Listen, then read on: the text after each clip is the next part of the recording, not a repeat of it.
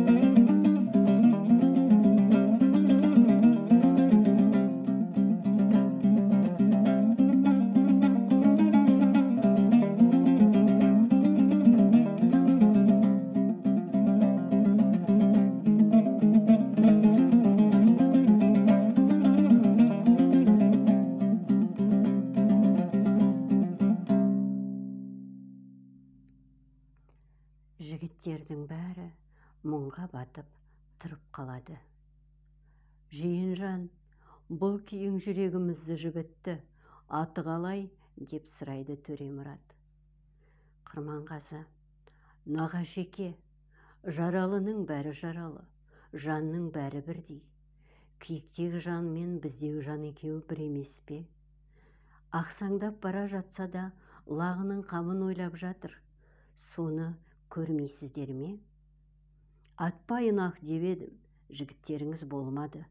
Намысқа тиіп қайрады, өкініш өзекті өртеп барады. Анасы өлсе, баласы тірі жетім болмай ма?